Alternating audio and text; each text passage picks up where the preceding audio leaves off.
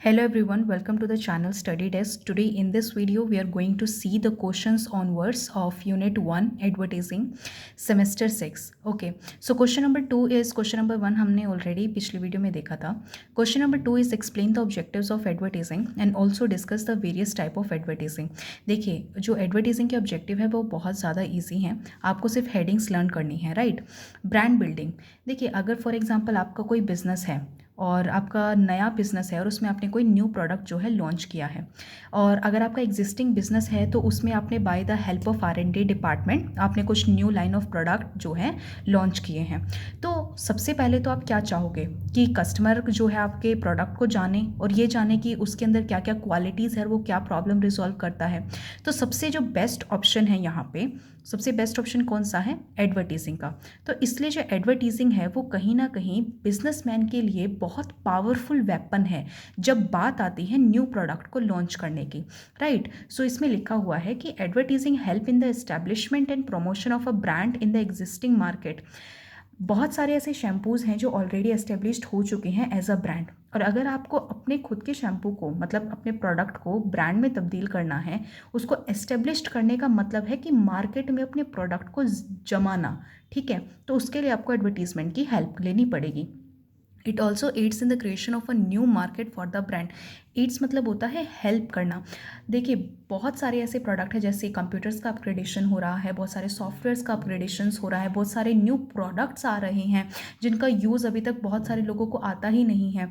तो उसकी एक नॉलेज प्रोवाइड करने का जो एक काम है वो एडवर्टीजमेंट बहुत अच्छे से करता है. इसलिए क्रिएशन ऑफ न्यू मार्केट में जो हेल्प करता है वो एडवर्टीजमेंट है. Advertisement is the best option for promotion when it comes to the launch of a new product और सर्विस. जैसा मैंने आपको बताया, न्यू प्रोडक्ट और सर्विस के लिए सबसे सबसे बेस्ट प्रमोशनल और पावरफुल जो टूल है वो है एडवर्टीजमेंट. सेकेंड है ट्रायल. देखिए trial basically new companies basically ज़्यादा फॉलो करती हैं. जो ऐसी कंपनी होती है ना जिनको अपने प्रोडक्ट पे बड़ा भरोसा होता है कि बेशक हमारा नया प्रोडक्ट है, कस्टमर इसके बारे में जाने या ना जाने, लेकिन वो स्पॉन्सर्स और जो एडवर्टीजमेंट एजेंसीज होती हैं उनको उनका कमीशन या हैंडफुल अमाउंट देकर उनको अपने प्रोडक्ट की एडवर्टीजिंग करने को बोलती हैं. वो सिर्फ इतना चाहती है कि कस्टमर एक बार उनका प्रोडक्ट यूज़ कर ले, क्योंकि उनको इतना भरोसा होता है कि कस्टमर अगर एक बार उनका प्रोडक्ट यूज़ कर लेगा या उसके बारे में जान लेगा तो वो उस प्रोडक्ट को बार बार खरीदेगा, राइट? तो companies which are in the stage of introduction usually work for such an objective. The trial objective of advertising involved convincing and persuading customer to buy the new product introduced in the market. Persuading मतलब होता है influence करना, यानी इतना attractive advertisement के जरिए customer को इस हद तक जो है परसुएड कर देना या इन्फ्लुएंस कर देना जिससे कि वो मार्केट में जाकर आपके न्यू प्रोडक्ट को खरीदे. Here the advertisers use attractive advertisement to grab the attention of the customer. देखिए अट्रैक्टिव एडवर्टीजमेंट तो बनाने ही पड़ेंगे क्योंकि बहुत सारे ऑलरेडी अल्टरनेटिव या सब्सटीट्यूट प्रेजेंट है जिनकी एक ब्रांड ऑलरेडी डेवलप हो चुकी है. तो जो आप बेस्ट जो अपना गो दे सकते हैं वो दे सकते हैं आप अपना अट्रैक्टिव एडवर्टीजमेंट में, to grab the attention of the customer. The main idea behind is to lure away the customer from other substitute available in the market. Market में जो अदर सब्सटीट्यूट है वहाँ से कस्टमर अपना ध्यान हटा के आपके प्रोडक्ट पे ध्यान दे, तो उसके लिए एडवर्टीजमेंट बहुत ज़रूरी है. Company prepare ad to make customer take a look at the product and purchase them for try. बस कंपनी ये चाहती है कि एक बार कस्टमर उनके प्रोडक्ट की तरफ देखे और उसको एक बार जो है ट्रायल दे, यानी उसको यूज़ करके देखे. उसके बाद आता है इंश्योर कॉन्टिन्यूटी ऑफ सेल. देखिए ये बहुत ईजी है. फॉर एग्जाम्पल मैं कभी नहीं चाहूँगी कि जो मेरे एग्जिस्टिंग कस्टमर हैं वो मेरे प्रोडक्ट को सिर्फ एक बार खरीदे. मुझे कुछ ऐसा यानी कुछ समथिंग न्यू ऐसा अपने प्रोडक्ट में बार बार लाना पड़ेगा कि मेरे जो कस्टमर है वो बार बार आए और मेरे प्रोडक्ट को ही खरीदें. तो इसके लिए कस्टमर को स्टिक करके रखना बहुत ज़रूरी है. तो इसलिए अपने एडवर्टीजमेंट में इतनी क्वालिटी इंप्रूव करो, उसके अंदर कुछ न्यू फैक्ट्स लाओ या कुछ अपने प्रोडक्ट की क्वालिटी ऐड करो जिससे कि आपका जो कस्टमर है वो आपके प्रोडक्ट से हट के किसी दूसरे सब्सटीट्यूट को ना चूज़ करे. Second is enable brand switch. देखें अगर मैंने अपना फॉर एग्ज़ाम्पल सेम अगर शॉप है, जैसे कि अगर मैंने वहाँ पे अपना कोई भी ब्रांड डेवलप करना है तो मुझे सबसे पहले ये देखना होगा कि कस्टमर किन जो अलग अलग सॉप्स की वैरायटी है उनमें क्या ऐसी क्वालिटी है जो उनको पसंद आ रही है, उस हिसाब से मुझे अपने प्रोडक्ट को इस तरीके से डेवलप करना पड़ेगा या इस तरीके से उसकी प्रोडक्शन करनी पड़ेगी। और जो उनके फेमस ब्रांड के कस्टमर्स जो हैं उनको अपनी तरफ अट्रैक्ट करने के लिए कुछ एक्स्ट्रा क्वालिटी या कुछ एक्स्ट्रा चीज़ें जो है अपने प्रोडक्ट में दिखानी पड़ेगी। तो यही कह रखा है इसमें कि this objective is to followed by the company that wish to lure away customer from the competitor, जो अपने कॉम्पिटिटर से कस्टमर को खींचना चाहते हैं। Here the advertiser try to convince the customer to switch from the existing brand that are using to their own product. वो चाहते हैं कि वो एग्जिस्टिंग ब्रांड में जो कस्टमर है उनको वहाँ से हटाकर अपने पास लेकर आए और अपने प्रोडक्ट को यूज़ करने के लिए उनको इन्फ्लुएंस कर सके। Advertiser convince the customer to prefer their brand over the other brand offered by the competitors. जो एडवर्टाइजर होता है ना वो किसी तरीके से कस्टमर को कन्विंस करता है कि आप एक बार इस न्यू प्रोडक्ट को भी यूज़ कर देखें। Such an objective is achieved by the advertiser when they successfully convince the customer to use and buy their product instead of opting for other alternatives available in the market.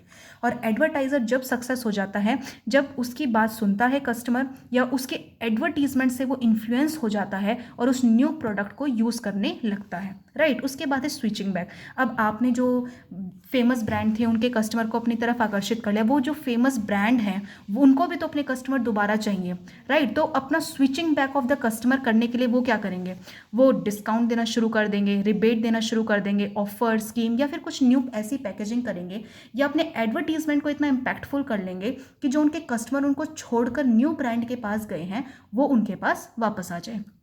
उसके बाद है achieve sales and profit गोल। ये बहुत easy है।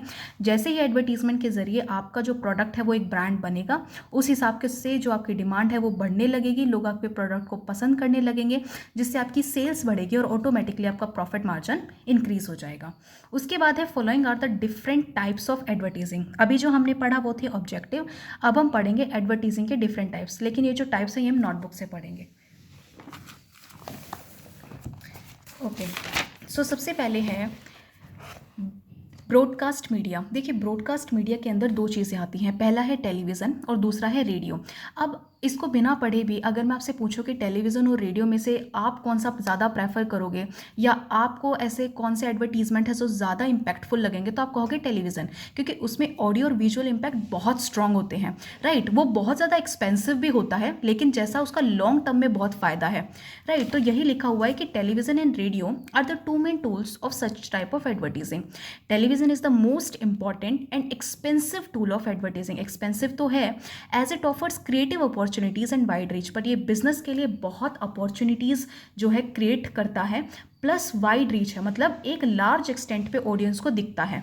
Radio is more affordable source of advertising as it is used by small businesses.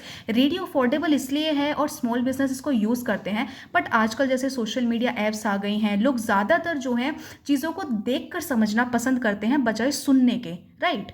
उसके बाद fourth है the success of broadcast advertising largely depend upon the repetition and frequency of advertisement. एक advertisement को एक बार देखने से ज़्यादा इम्पैक्ट नहीं पड़ता, लेकिन अगर वही एडवर्टीजमेंट हर सीरियल या हर मूवी के बाद या हर वीडियो के बाद बार बार आए तो एक बार कस्टमर सोचता ज़रूर है उस प्रोडक्ट के बारे में और वही एडवर्टीजमेंट का जो गोल है वो एकम्प्लिश हो जाता है। सेकेंड है प्रिंट मीडिया। प्रिंट मीडिया में मैगजीन और न्यूज़पेपर आते हैं। अब बिना पढ़े अगर मैं आपसे पूछूं कि मैगजीन और न्यूज़पेपर में आपको कौन सा लगता है कि ज़्यादा इम्पैक्ट कौन क्रिएट करता होगा, तो आप कहेंगे मैगजीन, क्योंकि मैगजीन में जो उनका विजुअल इम्पैक्ट होता है, जो वो कलरफुल तरीके से अपने एडवर्टीजमेंट्स करते हैं, राइट, तो वो बहुत ज़्यादा इम्पैक्ट डालते हैं कस्टमर के ऊपर। और मैगजीन वालों के पास जो बिजनेसेस होते हैं ना, उनके पास बहुत लिमिटेड टाइम होता है, क्योंकि मैगजीन हफ्ते में बदलती हैं, 3-4 दिन में नहीं आ जाती हैं, लेकिन उस लिमिटेड टाइम में भी वो इतना स्ट्रॉन्ग रखते हैं अपने एडवर्टीजमेंट को कि एक बार कस्टमर देखते ही उसको पसंद कर ले।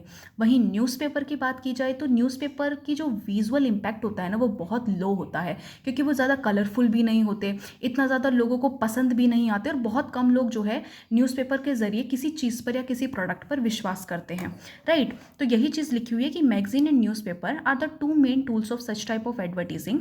Magazine offer a highly selective audience, stronger visual imagery as compare to newspaper, मतलब ज़्यादा स्ट्रॉन्ग विजुअल्स होते हैं उनके।